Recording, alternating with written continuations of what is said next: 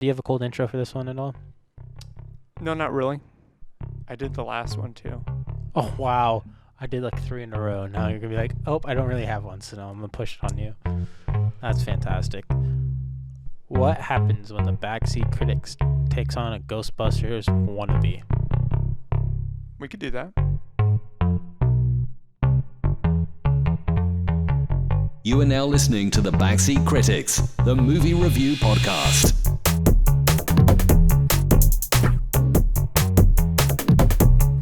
Welcome back to the Backseat Critics. Oh, we're doing it. My name's RJ. And my... You hit record, my guy, so we are going. Oh, my bad. My name's Andrew, for the people who did not know. And today we're talking about the movie Girl v. Monster. You missed the other line. Thanks for ruining our podcast. People don't even know what we're about. But for those who also don't know what we're about, we're talking relationships. We're talking... Putting on the good vibe. Putting on the good vibes. Love you play no games. A higher frequency. You can call me Austere Andrew. AA. Oh, gosh. Oh, we love you. You have the A up. So, this is actually the podcast where we talk about movies that you should steer clear of. That one's for real. 100% for real. Yes. And yes, today we are talking about Girl vs. Monster. Yes, we are. What a movie. What a movie. Every time, though. Every time I say that.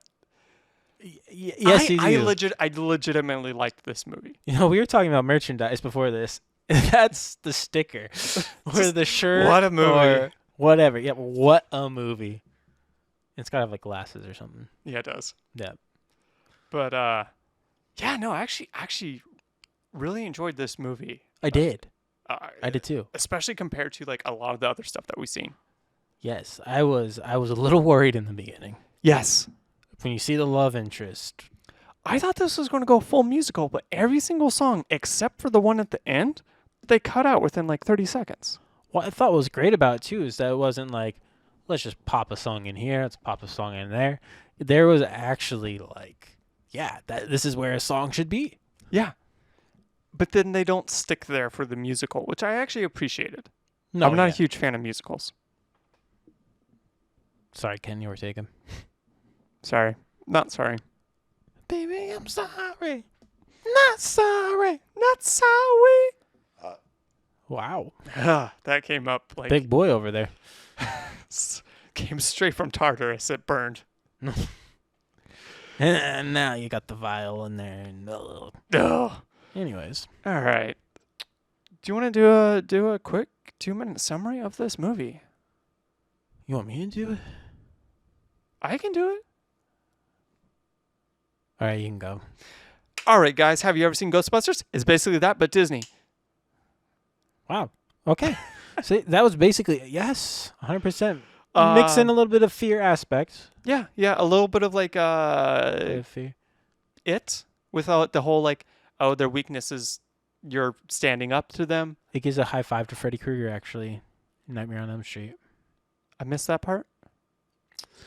She talks about it in one part. The main villain, witch lady, ghost lady, she's like, let's go, like the other ghosts that are with her, or the other monsters, you can say. Yeah. Are like, let's go attack them right now. And she goes, well, I'm not strong enough because I haven't hate enough of their fear yet. Freddy does the same thing in Freddy vs. Jason. Okay. So, same thing. Okay. Yeah, so it was pretty good. I was just like, okay, yeah. I'm totally on board with it. But yeah, the same exact thing. They're capturing essentially ghosts, and she accidentally lets them out from their little containment unit, and they're just catching ghosts. It's Ghostbusters.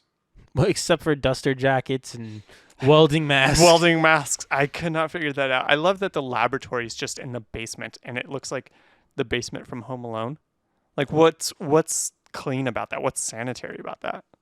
With mold. They're mold experts. The parents are mold experts that fight monsters. Yeah. I also thought it was interesting, too, in that same aspect. Like the girl runs downstairs in one scene. And they're like, you're not supposed to be down there. How many times has she been down there in her life? Right? And she knew right where that power switch was. Oh, yeah. This big, like, Jurassic Park, like, crank that she has to, like, turn down just to shut off the power. And all of a sudden you see the T-Rex come through. In reality, no. It's just a bunch of monsters that got let loose. Man, what a movie this would have been if it was the T-Rex. There was, I mean, don't get me wrong. This movie had a lot more potential in it. Oh, 100%. I was actually kind of hoping that this was going to become, like, a series. Well, then another one would have came out. I would have been totally fine with that. I think Maybe play around with some different kind of monsters. It came out during a time period where Disney really didn't have a lot going for it on Disney Channel, I felt like. Like, they tried, but the acting just got worse and worse and worse. I gotta say, a lot of the acting in here wasn't that great, and we'll get to that with characters. Yes, 100%. There's, I will say, one character that I think the acting was fine, but again, I'll save that for characters. Okay. All right. Where do you want to go from here? Well, I guess we could just save what you wanted to save and put that into characters. Okay. I guess we're talking characters. All right. Characters it is. Oh no, I forgot to record something for the characters. So here's something. Characters. Who are they? What are they doing? I don't know what. Who's your number one? All right, I'm going to make this super easy. I'm going to just list off my top 3 right here. Okay. Number 1, Cobb. Number 2, Cobb. Number 3, my guy Cobb. Is he the uncle? The fake uncle? Yeah. Where they pull the spy kids out? Yeah. I was just like, what kind of spy kid nonsense is this? Yeah. So he's just your guy. He's just my guy. He's basically you. I mean, I felt a connection to this guy. I'm like, No, I felt like he was the actor who seemed like he had the most experience. He did. I mean, considering he wasn't as wooden as like all the other characters, and he was kind of the most fun to watch on screen. Well, the majority of the people in this are mostly kids. That's true, but look, the parents. The Dude, parents are brutal. Bob. Bob. He's the best actor. Bob. Who are you talking about, Bob? Bob the ghost. Bob the ghost? Yes. Oh, the big pumpkin guy. Yes. Ah. He was my favorite character, personally. Okay. He just seemed like a big old ding dong, and you see him everywhere in that movie, reminded me, though. Yeah. He kind of gave me like an Eeyore kind of vibe. He was like, "Oh man, I gotta scare you. I gotta scare. Why won't you let me scare you? Just let me scare you this one time." That was the time at the very end of the movie where he's like, "Come on, let me scare you." Like he's like down and deflated. Yeah. I forgot what he said, but that made me laugh out loud. I love that. Okay, so these things are essentially ghosts, and if you're not scared of them, they just deflate into a pile of clothes. Yes. Like what? Like what are we doing? Well, that's kind of like the Pennywise thing, though. Oh yeah. You're right. Same thing happens to it. Yeah. I think in the last movie, second movie, chapter 2. I didn't see that one. Uh-huh. I was too scared from the first one. I remember. Yeah. You grabbed my leg quite a bit. You still have my hand marks? He's Yup. looking. Still red. Anyways. Well, I guess if you're gonna stick with all those as your favorite, I also did like the fake uncle, and he was my number 2 personally. Good man. I love the Spy Kids, basically this whole Spy Kid thing that they had going on. I gotta say, my favorite scene with him. Just throwing this out. We're not to scenes yet, so I'll save it. Okay. But teaser. Stay tuned, folks. Number 3 for me. I kind of liked the main love interest. Tucker, I think his name was. Of course, his name's Tucker. Yeah. Fun fact, I just started coaching basketball last night. Oh, yeah? I have a kid named Tucker on my team. You You know, it's also a fun fact. He sucks? No, he's probably the best kid on my team. Oh, But who would have thought? the whole team also decided to name themselves the Saltines. Oh, why? They really wanted to be called another name, and I said, you guys cannot be called that name. And so we went to Saltines. I referenced Saltines instead of the other name, and they said, we love Saltines. And then they started talking about the different brands of Saltines. And I was like, okay, kids, this is what we're going to be. We're going to be called the Saltines. Out Actually, of they curiosity, called what was the original name? I can cut. They were really wanting to be called. I was like, I said no. I literally just looked at him and said no. I was like, we are not the Crackers. How old are these kids? Juniors and seniors, they definitely knew. Oh, so they knew. They knew what they were doing. I was like, okay, maybe like 8, 9, 10. Maybe you can like claim some sort of ignorance, but like I told him, I was like, hey, how about we pick a word that we really like, and we can be called that. So one kid said, let's be Ritz Crackers. And I was like, no. I was like, take out the crackers. We could be called Ritz if you want to. And then the other one was just like, I said, What about graham crackers? I brought up, yeah, that's what I said. I was like, there's graham crackers, there's Ritz, there's saltines, and someone's like, graham crackers are the cracker. well, yeah, they're like, I love saltines. Let's be saltine I mean, outside crackers. of you and I, like they're the crackers. What I love about graham crackers is that you can put the frosting in the middle, and now you got yourself a little treat. Mm-hmm. They're so delicious. I miss them. To do that, I'm surprised that someone has not monopolized on that and made themselves that little treat. A little treat? Yeah. Seems like they would have jumped on that already. Like packaged it and put it out there. Yeah. Basically like an Oreo. Or Hydros. We will call that the snack of the critics. Okay. So now you know we can reference it as the snack of the critics. Snack of the critics. Graham cracker mixed with frosting. Crusty crackers like crackers. Anyways. Well, that was I kind of like that Tucker kid though. Okay. In the movie, just because I felt like he was just kind of like, he wasn't like the dumb love interest where he maybe has 1 or 2 brain cells. He wasn't annoying like overly. He seemed a little bit more like lucid and present in the movie. And I liked the fact that his weakness was that he was afraid to ask out the girl. Who doesn't have that weakness in high school? I was actually kind of happy that they touched on that, because every other movie they're just like, oh, is he going to leave me to go to college? It's like, but they skip over the whole like just the asking part. But they actually address that here. Or they make it seem so easy. Yeah. But this guy was just like, I really want to ask this girl out, but I'm scared to, and I'm afraid. That is a normal response. Yes. 100%. I only know one person that does not have that. And he asked out 30 girls to be able to get that. Huh? Don Juan? No. Oh. But no, he doesn't have that fear. That Tucker kid was more legit and like a realistic, and that's why he is my third favorite character. Okay, I'll give him an honorable mention on my side. 4. Oh, you have a number 4? No. Okay, good. I'm just making sure that's not one of my top 3 favorite scenes. I love when he tosses his current or ex-girlfriend down the stairs. Okay, guys, I hate you because that is one of my top 3 favorite scenes. As first of all, you know what? You could cut this or split this. I don't care how you do it. Or just know that this is my 3rd favorite scene. How about that? Okay. We'll put it as my 3rd favorite scene. Okay. I love the fact that this girl's like, give me a boost. Give me a boost. And she's like getting all ready. She's like cracking her bones. Trying to do what the main character did early in the movie, which was get a boost, jump up high up in the air, and fix a little sign. By the way, who doesn't have like a couple of brooms just to like knock it or try to pull it down? Like, who's smart enough to do that jumping thing with stairs behind them? Right. I was like, whoa, this girl is on something, and it is called envy.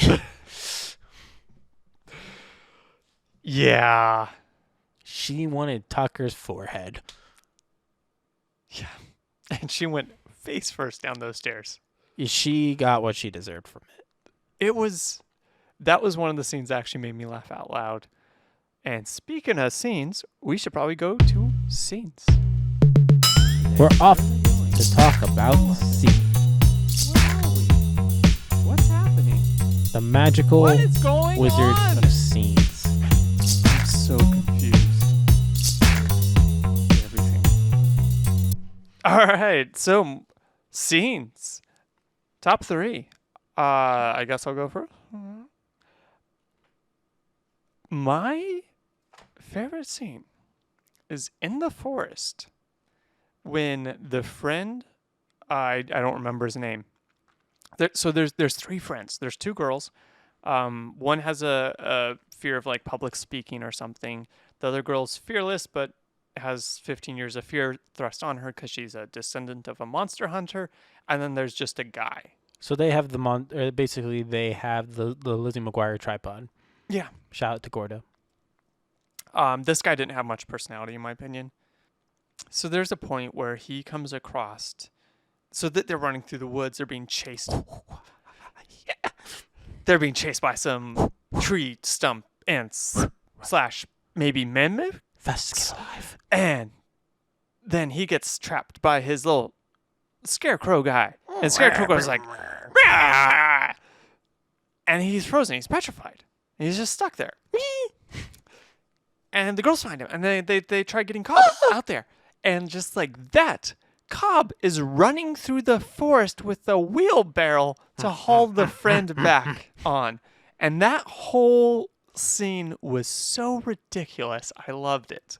From the little tree stumps that were chasing them around, to the friend being frozen, to Cobb just showing up out of nowhere from the basement of the main character's house with a wheelbarrow ready to haul this petrified guy away. Okay. I don't know. Just something about that sequence of events I actually found like legitimately hilarious. Like it was just bonkers. My favorite scene is when we already touched on it actually, is when he talks the Scarecrow down. Oh, towards the end? Yep, when he tries to he basically has the confidence to say, I'm not scared of you anymore, and the Scarecrow starts to shrink. The Scarecrow's like, come on, you're scared of me. The Scarecrow's like 10, 12 feet tall, something like that. He was huge right there, but He was also in he's stilts. feeding off that kid. Yeah. But I like the whole scene because he's like, come on, you're scared of me. Come on, just a little bit scared? Come on, just a little fentanyl. You'll be fine. Exactly, that's what it felt like. This is pretty funny actually. I forgot what he said. Just let me scare you a little bit. Just a little boop. It felt like he said, "Please be scared of me" when the kid left, or something Right? like that. Yeah, that was a good part.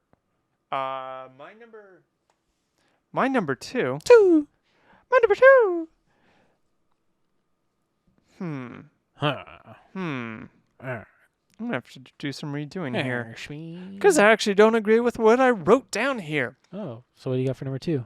My number 2 is when they eventually get to this party where everyone is at. It's in a mansion. It's a haunted house kind of vibe next to a cemetery. A lot of OSHA issues at this house with walkways and stuff. Since we're at this house and we're talking about this house, dude, it's the main character is the like family house. Yeah, but she lives in just some suburban house over the way. How do you have like all this property and not even touch it? Right? Your family plays with mold. That house is crawling with mold. Perfect. Also, that house is nice. Yeah, for Scooby-Doo to... Okay, so I missed this. Was that house actually owned by somebody, or is it just like a vacant house? Because it seemed like the lights were working. That's the other thing. I think it was owned by the state.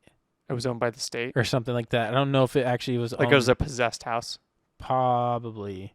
A pun not intended. Well, I wonder if the family in the end goes, hey, there's this ghost. She's trying to get our daughter. Let's not live in this house where the ghost is at, or this monster, quote unquote, because they are ghost form monsters. Right. Let's not live here so this lady doesn't catch him. And so they're like, let's just get rid of this house. And maybe they sell it or whatever. I don't know. Maybe it's in the will that the dad writes that just says, that's right, my family should not live in this house, so get rid of it. Get rid of it? And then in the future, some Wendigos find the house, grow up there. They find a diamond in the basement. They turn into werewolves. And then the dog from Arizona comes running for his girlfriend. And Alf, at some point, shows up and just narrates the whole thing to the audience. He goes, these guys are crazy. Did you see that doctor back there? He's still burnt into the floor. And then we have the shrimp costume dancing around in the back. Just dancing around, just forever trapped. And Doodle Bop. But anyways, so my favorite scene takes place in this mansion. And it was a part where they're passing by this guy that was dressed up as a werewolf. Yeah. And he like scares them. And he starts to walk away. And they're like, oh, hey, Cody or whatever his name was. Where are your feet? He's already walking away. And you recognize he's a ghost. And your first thought is like, hey, I want to confront this guy. He's walking away. Yeah. Like that confrontation is over. Why are you escalating this? They poke fun at it. But then it gets better. Because apparently this dude is like a little mustached, like Dobie the house elf ghost that just like chases after them. He's just like this little shrunken head of like Dobie the house elf with a big old mustache and goatee, just chasing them down. Because of that ghost, that's your favorite. Because of the favorite. Because of the ghost, the fact that they were so stupid to like escalate that situation after recognizing, hey, this dude's got no feet. And then also that goofy like skeleton that's just there on the bench. Yeah, and that girl, the girl's just sitting there. She looks over the skeleton like looks back. I enjoyed that. My number 2 would be the scene where the lead main character. Okay. She's supposed to go up and sing with her. Man, wish we learned some names here. Yes, the main character wanted to go and sing with our boy Tucker. Which time? At the one she has fear. Oh, okay. She has fear. 15 years of fear pulsing through her, as you mentioned before. And so she goes up and sings, starts to struggle, and then all of a sudden the girl with the broken neck that jumps in from my third favorite scene shows up, and she basically takes over. And all of a sudden her voice changes from a girl's voice to a dude's voice? I actually wrote that down. To an 80s rock star voice. That's why I wrote that down. I'm like, did Creed sing this? Basically, that's what it felt like. I was just like, it went from like a proper, just like probably the actor singing it, yes, to what legitimately sounded like Creed singing falsetto. Yeah, I was just like, what is going on? I was like, this is happening. Like, why couldn't we just use her voice? I'm gonna see if I can find a clip.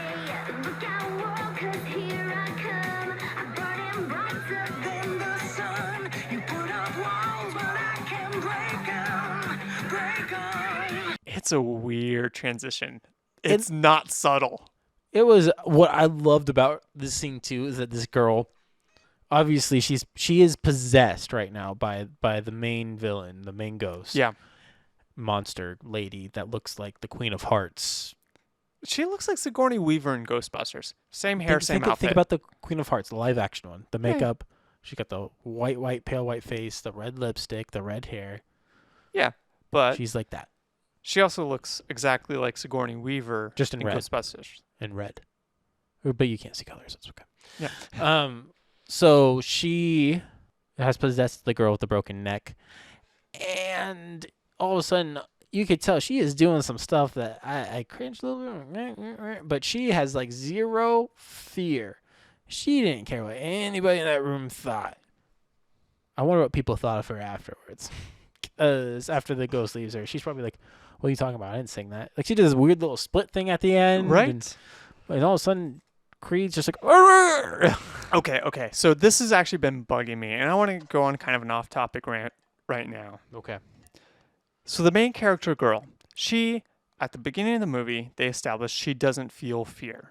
Mm-hmm. She's not scared of this gargoyle thing that they kind of see out of the corner of their eye. She's not scared of the dark. Wait, you mean the cat? The cat? They call it a cat. And it's just like, what cat makes that noise? Right. This thing is roaring like a T-Rex. And you're like, oh, it's a cat. Oh, it's a cat. My girl, no.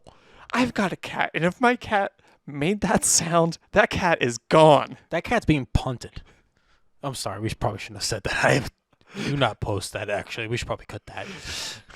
I'm keeping that. No, we are not talking about punting cats. So anyways. We're putting So that cat after- in kitty cannon. There we So go. after RJ punts the cat. No, kitty cannon. You ever play So that game, anyways- kitty cannon? No, I haven't. You've never played kitty Oh, cannon? wait. Yes, I did in junior high or something. Yes, kitty cannon. Great game. Yes. Forgot about that one. Anyways, they established that she doesn't feel fear at all. And then there's a point that they introduce, like, hey, there's monsters out there and some of them want to kill you, blah, blah. Maybe something that you should have told your daughter to begin with, but whatever. Yeah, for some reason we're waiting until she's 16. Yes. And then all of a sudden she's got a fear of everything. She has a fear of public speaking. She has a fear of asking her guy friend out. She has a fear of singing in front of people and just living, and then also these monsters and all this other stuff. And as Cobb says, it's 15 years of fear. Would have it been better if she was just so pampered the first part of her life, she didn't have to feel fear until that moment? That just felt like a really weird script writing thing that they did. I kind of liked it. Really? I kind of liked it. It really bugged me. I liked it. Because it's like, why are we even touching on her, like, not feeling fear and then feeling fear and then going back to not feeling fear at the end? Like, it's just a weird fake character arc. Well, what I found fun though about it, because you're bringing this up, is that she was able to defeat 15 years of fear in a matter of seconds. So I feel like, as our good friend Bob mentioned during Babes of Toyland, had an underlining theme. This one is confidence. But couldn't you made that same point if she started off pampered, not having to feel fear, feeling that fear? No. And then I completely disagree. 'Cause Because then you would have seen that growth from not feeling fear, being scared of everything, and being just handed everything, to actually facing her fears and becoming kind of a go-getter. Like that makes more sense as a character How arc. many movies though have you seen that? An arc like what we saw here? No, what you just said. Quite a few. How many movies have you seen with an arc like this? None, because it's a stupid arc. And that is why they went this direction. Thank you. Because it's a stupid arc. No, not because it's a stupid arc. It's It's because a stupid no, arc, and it really undermines the character. They could have done more with it. It undermines the character. They could have done more with it, yes, but I liked the background, the theme of it. Because, like, for instance, no way do you get over 15 years of fear No, in a matter of a day. no, absolutely not. So, yes. But they it's could do more. just added dialogue that they don't need. It's added scenes that they don't necessarily need, when they could have just told a more straightforward story and made that growth a little bit more apparent. Well, I mean, that happened throughout the whole movie. Let's not lie. The whole movie was rough around the edges. Some things they started going down the path of. No, I'm and they not. I'm took a not different- lying. I'm just saying, like, out of everything, like, that was the most glaring, like, writing issue. No. Yeah. No, the whole glaring writing issue, I felt like, was more of how they made such a big deal about the bloodline in the beginning. Oh. Yeah. That, I mean, if you are a movie, like a horror movie or a monster movie fan, if you're going to talk about bloodline, there better be a great monster hunter at the end of that. Oh yeah. No. There was nothing. The best monster hunters were her parents. But if we're talking about, like, character growth and character development, her starting off as pampered and fearful, and then ending up as fearless and fighting monsters, like, that makes more sense. That works better. I liked how she was no fear, and yet she had parents that wanted her in a bubble wrap and tried to keep her home from a Halloween party, leading her to this monster madness, Ghostbusters. All right. I mean, you're wrong, but I mean, we'll move on. Put this in a vote. I declare a vote. And that needs a drop. We should put it on a vote on Instagram. Nobody's going to know what we're talking about unless they watch the movie. Yes, so release the vote after they listen to this. Okay, I'll announce the movie. Okay, so the people listening to this now will already know what the movie is coming out when this comes out. Okay. So Would they rather be pampered, see a pamper girl go to poop, or would they rather see no fear girl go to poop? There's your vote. Yeah, you're stunned.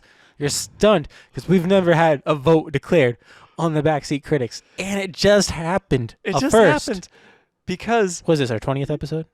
23rd. 23rd episode. Mark it in history. A first has happened. Yes. And you know what? There we go. A first has happened. People are going to find out about it. Is it actually? I don't know. There's some we haven't released yet. Yeah, there's some that we haven't released. My bad. This is going to be our 22nd episode. See? So the 22nd episode, history happened. Yes. And now You called a vote. I called a vote upon... All right. Well, that's something we got to do is try to figure out what we call the people who follow us. Tailgaters. I don't know. We'll work on a name. Tailgaters. We'll We'll put this up to a vote. put that to a vote too. We got to figure out some other names first before we put that to a vote.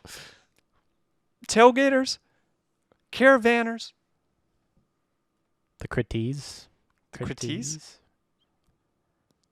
Yeah, no, they need some work. The Lobsters. The Eberts. Eberts. Isn't it Nah, right? that's giving them too much credit. They're listening to us, probably I gotta critiquing cut us that in the out. back of their head. The Eberts. The Eberts. The Waldorfs. Well, okay, guys. The Stantlers. Okay. By the time this episode airs and you're listening to this argument here, the vote will already be done. But check out our Instagram page at The Backseat Critics. And while we're talking about that, we'll go to my third favorite scene. That's fine. I already said mine, so. Okay. My third favorite scene was just how stupid the parents were. They were on their way hunting down the monsters. And they're like, oh, we have to make sure that our daughter's safe. And we got to capture all these ghosts. And she's home. She's locked home alone. And then just out of the blue, they hear, hey, Mom, Dad, come, help me, from a parking garage. And they even called it as a trap. They even knew it's a trap. They're like, this is a trap. This is a trap. And then the voice continues like, hey, Mom, Dad, help. I'm trapped. I can't get out. Help me. And they follow. And they're like, hey, daughter, it's going to be fine. We'll help you out. And they go and they fall into the trap. Mm-hmm. You can't write that. And they did. Well, you could obviously tell that in this story, the blaring weakness of the parents were the kid, the daughter. Yeah. Olivia Holt's character. Yep. But other than that, I think that's our top 3 scenes. And we're going to take a little break here, and we'll be back to you soon. All right, so welcome to the kind of intermission here, folks. You're still here. Congratulations, you have lasted a bit with us. We want to say thank you to all of you loyal followers. Especially Ireland. Yeah, we love you guys. All right, so for those who don't, give us go over to our YouTube page at The Backseat Critics and hit that subscribe button. Please do. We like those subs. We see the numbers. And I can tell you that most of our watchers aren't subscribed. So if you aren't subscribed, if you are one of those people, I mean, please smash that subscribe button. let's be real, you made it this far, so you might as well just hit it. Just hit it. At this time, too, we'd like to just point out Disney on the dime right now. Shout out to Lauren, Emily, Allie, and Monica. They did a great job with a rainy day guide in Disneyland, letting you know where to go. No kidding. Where at? Fantastic. Check them out on Instagram. No way. Disney Okay. on the dime. All one word, all lowercase. All right. Fantastic people. And for those people looking for some positive relational inspiration, On a higher frequency. we're talking some Caviar Bob, some AJ Dixon, some Koss. Yeah, that's about as we know 'em. Go over and check out lookhere.fri. They are the Play No Games podcast. They're a local podcast that we partner with on a regular basis. So Good guys. go over, give them a like. Go over and subscribe to them, whatever you want. Once again, thank you for listening to our show, and we're happy you made it this far. Be prepared for the show to resume. 3, 2, 1. All right, so welcome back to the main show, folks. So we just left off, and we were going to talk about our top 3 favorite ghosts. Woo! And Casper isn't in it. He's not in it. The gatekeeper, the keymaster, not in it. Zool, Not in it. not in it. Mm-mm. Would Beetlejuice be considered? No, he's a Isn't he a poltergeist? I think he's a poltergeist. Would that be considered ghost? It's a spiritual admiration, so why not? But he's still not in it. He's not in it. No. Nah. Top 3 ghosts, though. You want to start? Do you got one right off the bat? I do have one right off the bat. All right. Let's go. This one, to me, was super easy because there weren't a lot of choices, I felt, for a variety of ghosts. There weren't as much as I had hoped. Okay. But my number one were the little stump ghosts. They were like little stumps they use their roots as legs and a little face kind of carved into them. It kind of reminded me of, was it Winnie the Pooh where he goes into the haunted forest? So I recently just actually watched this scene before filming this podcast, and you can actually tell the crack of their face and their eyes inside of it if you look closely. I was just but before they actually oh, turn into the monster. Yeah, like that's a ghost. Yeah. Give me that. Yep, ghost. I also love the fact that while they're chasing them down, part of the time they're running on their legs, and then they just transitioned into smoke to catch up to the person and then change back into a stump to run again. Yep. Why not just stay as a steam the whole time? Like Evil Dead this. Have you ever played Overwatch? Overwatch 2? No. There's a character named Reaper. Okay. Reaper has 2 shotguns, kind of like the Grim Reaper. Bang. Exactly. He's pretty powerful close up. Bang. But one of his powers is that he turns into like this gas-like form and can't be hit, and then all of a sudden turns back into a physical form. Why would you ever change from? Because they move faster that way. Or he moves a little bit faster that way. So maybe they move a little bit faster that way. Maybe they're afraid of being zapped by the guns. The little wrist rocket thing? Yeah. So if they're pulling that off, hey, they're pulling a Reaper. If Cool. not, poor writing. It kind of felt like poor writing because I noticed when they changed into smoke, it was like spots like I wouldn't want to animate them behind some bushes like that because you have to like rotoscope out between all the leaves and stuff. No way. I think we're just going to give them the Reaper. Yeah, we'll give them benefit of the doubt. But that was by far my number one. I was thrilled when they're creaking through the forest and you see little gross mouth and eyes on the stumps. I think there's a before they even Pokemon that actually looks like him. I think so. If I remember right. I'm sorry, I'm not well adversed in the Pokemon past the yeah, first 150. I saw recently that there's over 1,000. Yes. I think there's more than that now, maybe. I said over 1,000. That covers a pretty good amount. So, I'm just saying. You're not wrong. That is very true. A million is over 1,000. My RJ. first ghost is going to be Bob. Hold up. Yes. You do math, right? What's that? All right, cool. Moving on. Bob. He's my first favorite ghost. You know what? He's my number 2. He's your number 2. He's my number 2. I love his arms attitude the whole time. Oh, yeah. They're just like hanging there. I love his legs. He's got like attitude. long legs, and you could totally tell that he's on stilts the whole time. He looks, 1, like a character from Halloween Town. Okay. 2, he sounds like a villain from Power Rangers. I know we reference Power Rangers a lot. But mix those 2 together, and you got Bob. Okay.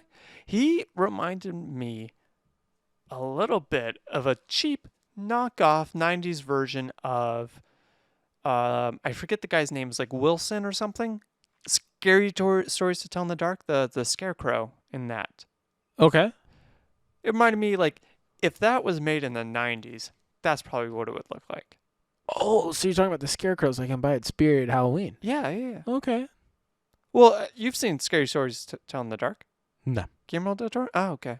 Not yet. Me It's too. it's fine. It's okay. The monsters are cool, but that's about.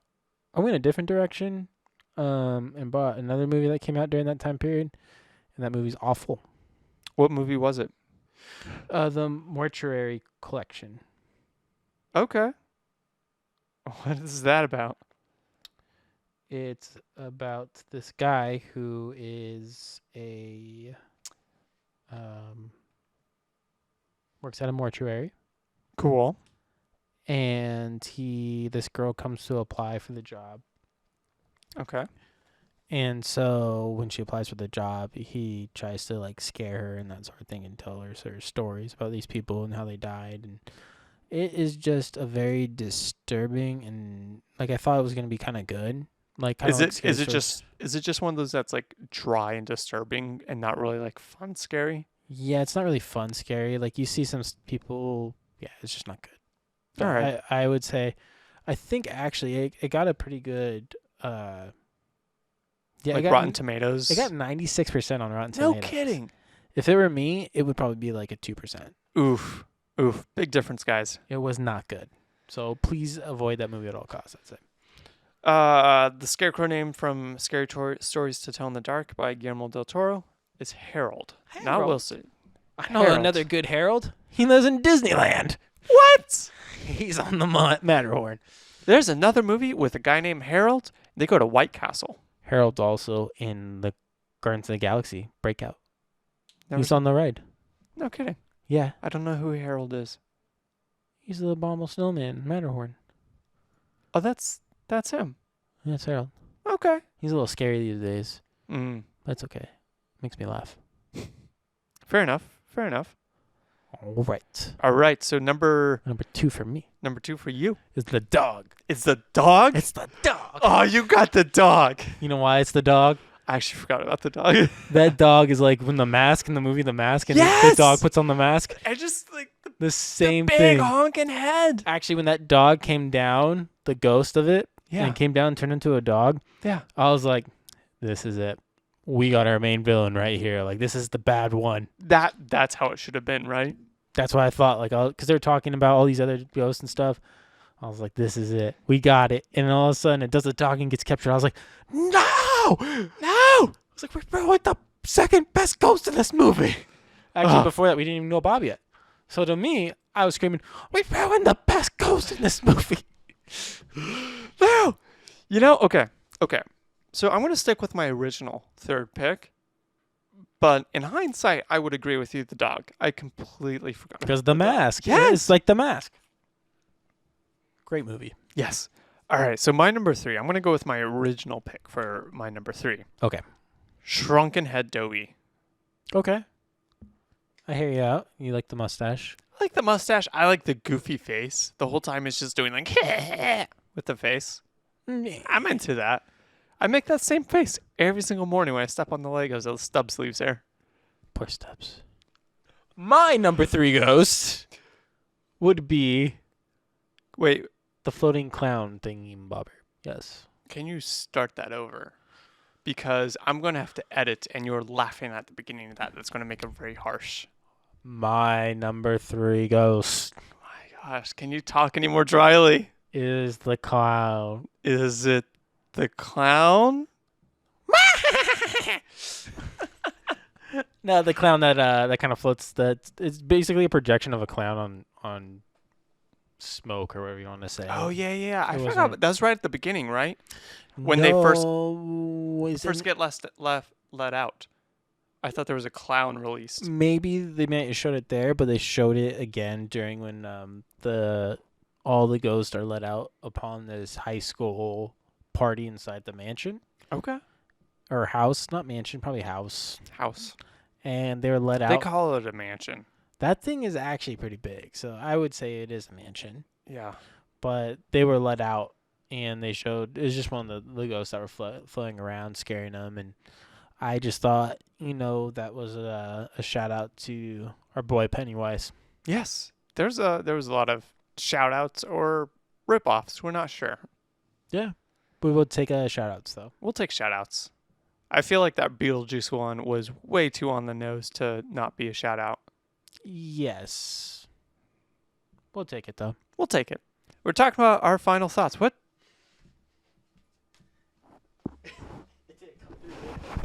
I was trying to fart in the... Did you fart? Dude, So did it come through for you? that's the one that Jen's been using for interviews. Don't let her touch it with her eyeballs now. I don't know. She talks kind of like this to it. That's fine, as long as it's not to the eyeball. She might get the pink. She might get the pink. Yeah. All The right. PE. All right. So, final thoughts. It was a pretty good movie. I did really enjoy it, and I think it could have been better. But I did enjoy the movie and would rate it probably a 7.5. Oh, 7.5. Wow. It was definitely better than some of those other movies we have watched. I 100% agree. This movie was actually a lot of fun.